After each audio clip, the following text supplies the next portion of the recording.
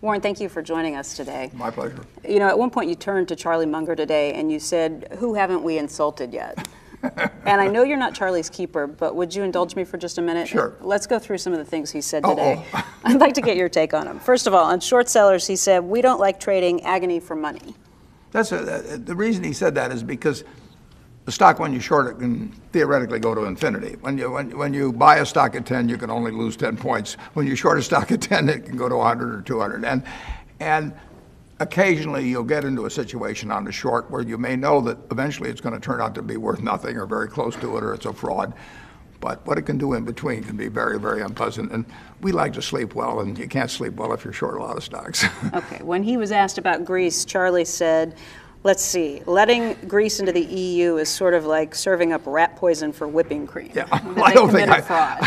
I would not have chosen that. I think what he was getting at was that putting 17 countries into a monetary union where you synchronize the currency, but you didn't synchronize any other aspects of their economies. I mean, the fiscal policies, culture, cost of production, was doomed to failure. And he could have used other illustrations of countries. All right, let's talk a little bit about bankers. He, on Friday, compared them to heroin addicts. Yeah, well, that's colorful, Charlie. But I would say this, that leverage has enticed people to do crazy things for time immemorial. Bankers have an ability to attract money because they offer government guaranteed deposits. You've got a government guaranteed security. So unless there are limits on them, there will be great temptations to over-leverage. And they did some of that, and they did it. They can do it through other instruments, off-balance sheet things or derivatives or that sort of thing. So you really need limitations on people. And he would say that, he would probably say that heroin basically is leverage and the ability to borrow more and more money through deposits or whatever, and that should be controlled. Would you go to regulation as strictly as he has laid out some of his ideas? Well, we're in general agreement. There should be limitations on how much leverage you get in the system. And he and I are both suspicious of the degree to which derivatives can create a whole lot more leverage than people understand. He also said on Friday that when it comes to high-frequency traders, he thinks it's basically legalized front-running. That's what it is. Yeah, that's what it is. I mean, that's the whole game. And why let's say that high-frequency trading produces gross income of X.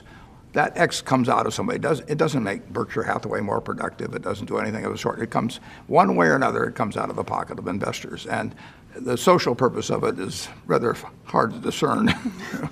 Another thing Charlie had to say when he was asked about the Fed and their policies when it comes to interest rates, he said, look, the Fed looked around and they hurt their savers because they were convenient. Yeah, well, it had to hurt somebody. And Bernanke had tough choices to make, but he decided to step on the gas pedal in terms of monetary policy, and he brought down rates to virtually unheard of levels and kept them there, and he still got his foot on the pedal. And that really does hurt savers. I mean, it has made it extremely difficult for all kinds of people who live on fixed income investments.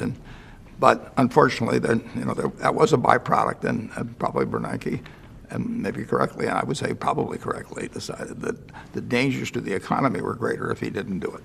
When it comes to Twitter, Charlie says he stays away from it like the plague. I know you have a Twitter account. You've only tweeted twice. Do you expect to tweet again anytime soon? It's not been at the top of my mind. Charlie is the only guy less with it than I am. And you had a really interesting comment today. You talked about the 10 smartest words in economic history. Can you repeat those for us? Well, it was when George Bush came out in front of the White House and said, if money doesn't loosen up, this sucker could go down. And that summed it up. And incidentally, a number of the members of his party disagreed with his actions during that time. George Bush was right on the money. He needed Paulson and he needed Bernanke, and he needed them to put to the floor in terms of loosening up things. And it worked. And if he hadn't done that, I think the consequences would have been terrible. When you were explaining why you've been buying newspapers, Charlie at one point said, basically, you're saying it's an exception and you like doing it. He has a way of saying things, doesn't he? He's right. And we're not doing anything dumb in the sense that we won't get a return on them. But in terms of moving the needle at Berkshire, it'll never do it. Warren, thank you very much for your time. Thank you, Maggie. Appreciate it.